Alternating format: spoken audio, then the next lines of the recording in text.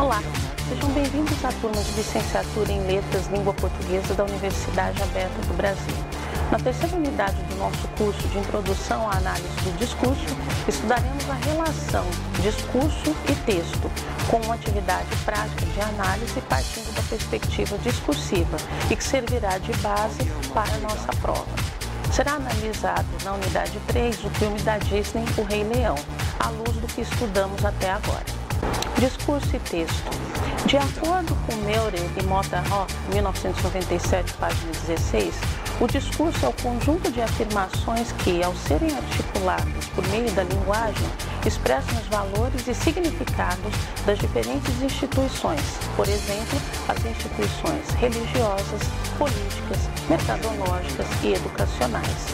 O texto, por sua vez, é a realização verbal, não verbal ou sincrética na qual se manifesta o discurso. Cada agrupamento social é controlado por um conjunto de instituições que têm suas práticas, seus valores próprios, seus significados, suas demandas, suas proibições e suas permissões, que exercem influência direta sobre os indivíduos que convivem dentro desses grupos. Nesse sentido, o discurso é o conjunto de valores e significados propagados por estes grupos para os demais sujeitos. Dessa forma, enquanto o texto é a produção linguística, imagética ou sincrética, o discurso se preocupa com o que existe por detrás dos textos, as ideologias, as crenças, os valores por ele veiculados. Assim, todo discurso é investido de ideologia, isto é, maneiras específicas de conceber a realidade. Ele também é o reflexo de uma certa hegemonia, isto é, o exercício de poder e domínio de uns sobre os outros. O discurso, segundo Kress, citado por Meurer e Motherhoff, 1997, página 16, organiza o texto e até mesmo estabelece como o texto poderá ser, quais tópicos, objetos ou processos serão abordados e de que maneira o texto deverá ser organizado. O discurso nas ciências da linguagem é uma organização situada para além da frase. Está submetido a regras de organização vigentes em um grupo social.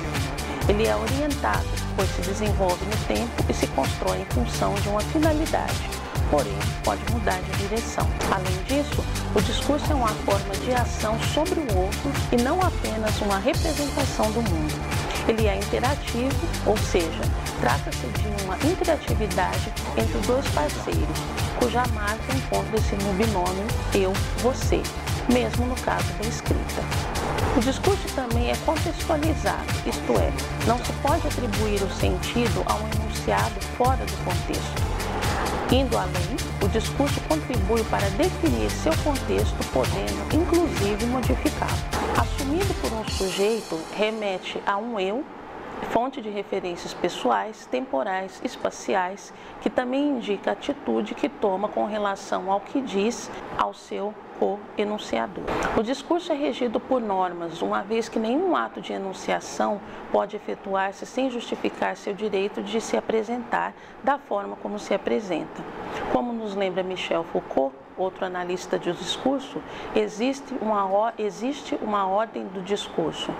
Determinadas falas só podem ocorrer em determinados lugares quando proferidas por determinados sujeitos. Universo de ocorrências. O universo de ocorrências é um espaço de interação entre discursos provindos de diferentes emissores e se dirigem ao mesmo público receptor. Por exemplo, propaganda de marcas de automóveis de luxo apelando ao mesmo público. Não é qualquer público a ser selecionado, mas o público da classe A, com idades variando entre 40 e 50 anos de idade. A concorrência é a busca por arregimentar cada um dos receptores para determinada marca, anulando ou desarticulando os demais concorrentes. Diante de tal complexidade e elementos que constituem a leitura, o leitor e o discurso, Como ensinar a ler? É preciso lembrar que existe um antes em tudo aquilo que dizemos. Isso significa que em um lugar independente de nós, as palavras que falamos já possuem sentido, mas foram esquecidos. Esse interdiscurso, como assim o chamamos, na AD, sustenta inclusive a possibilidade dos dizeres.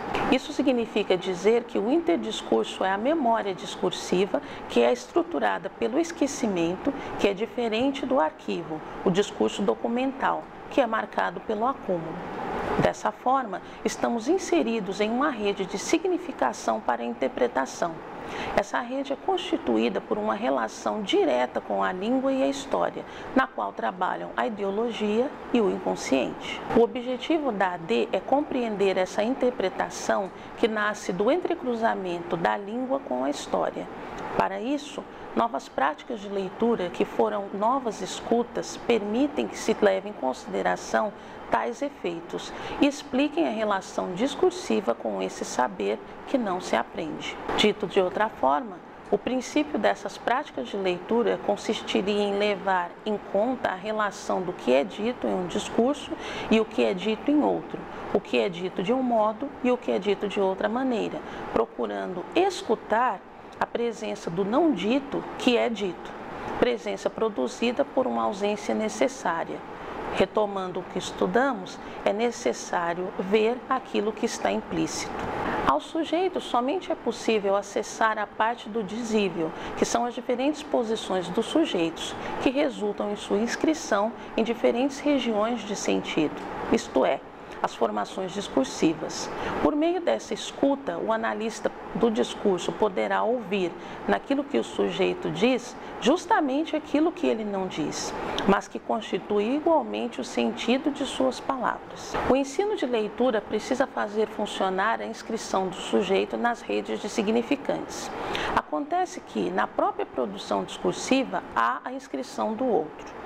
Se pensarmos o campo da leitura, a relação é a seguinte: a função autor tem seu duplo no efeito leitor, e isto está constituído na materialidade do texto.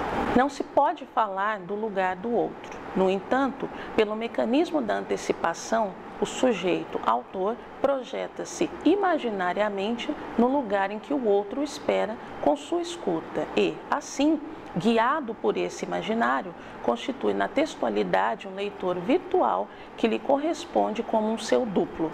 Esse é um jogo de gestos de interpretação, no qual os sentidos dos textos são sempre renovados.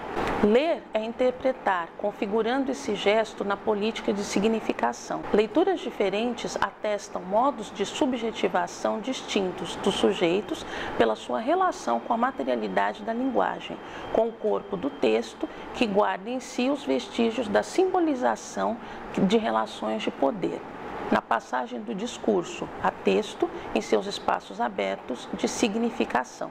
A análise do discurso e o ensino.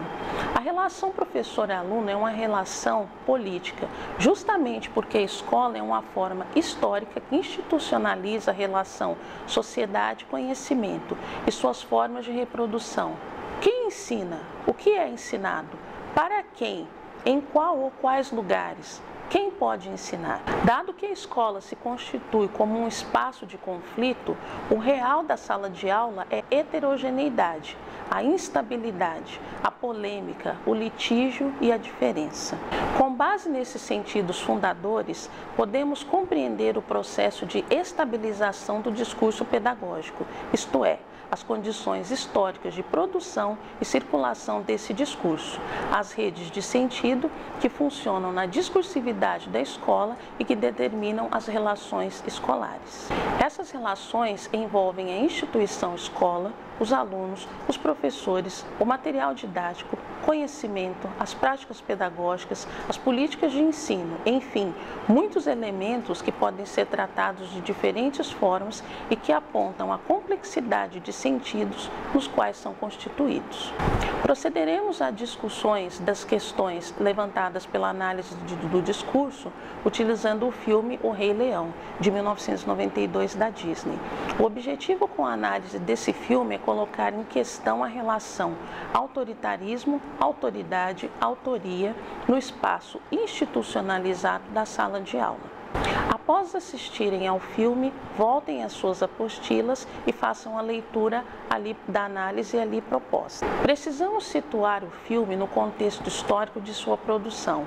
É importante lembrar que o discurso toma o contexto, o momento sócio-histórico e cultural para a construção dos sentidos. Você assistiu a um filme que faz uso da linguagem verbal e da linguagem não verbal, e tanto uma como a outra estão investidas de cunho político e ideológico. Portanto, a escolha de determinadas cores, ângulos de câmera, olhares, tem como objetivo produzir determinados sentidos e, concomitantemente, carregam atrás de si significados que o discurso busca revelar. Cada um desses materiais simbólicos, as cores, as formas das personagens, suas características, são empregadas pelo diretor para produzir determinado sentido.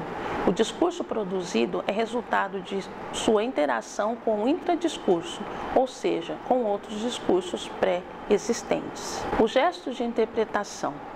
Uma vez que os objetos simbólicos não têm um sentido transparente, os sujeitos produzem efeitos de sentido a partir de gestos de interpretação, que são avaliações dos discursos como bons ou maus, certos ou errados. Os discursos aceitos são então estabilizados e separados daqueles discursos indesejáveis, fato que estabiliza a estrutura social. Podemos citar como exemplo a obra de um outro analista do discurso, também da linha francesa, Michel Foucault, Vigiar e Punir, a história das prisões. Todos os discursos que fogem à regra são levados à margem da sociedade, ou seja, à instituição psiquiátrica. Portanto, ao reconhecer um erro e ser dada punição, é um procedimento para a constituição ideológica dos sujeitos sociais. Percebemos que o certo e o errado são constituídos pelo discurso e estão inseridos em um determinado contexto histórico ideológico. O efeito metafórico presente no filme. A metáfora não é só uma figura de linguagem. Péchet, na sua obra de 1975, afirma que uma condição da linguagem é a possibilidade do deslize de sentidos. O efeito de sentido produzido por um determinado objeto simbólico é sempre passível de ser outro. Isso é resultado do deslize de sentidos. Deslizar os sentidos produz o efeito metafórico. A metáfora não é um desvio de sentido primordial, mas sim é constitutivo da linguagem.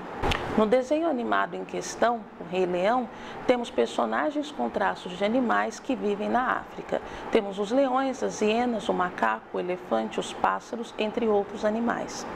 Trabalhemos com o efeito de sentido do objeto simbólico leão. Felino, carnívoro, feroz. Se esses nomes forem usados para defini-lo, estaremos ancorando o gesto de interpretação na região do interdiscurso da biologia, por exemplo. Entretanto, o leão do filme é um felino que fala.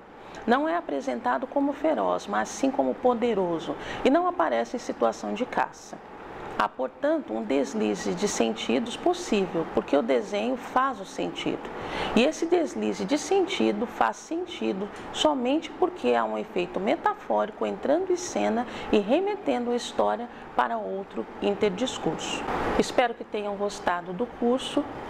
Retomem as anotações de aula, releiam a apostila e prossigam para os textos que serão disponibilizados para vocês para realizar as atividades, estudo de apoio complementar e também para a nossa prova. Bons estudos e até a próxima!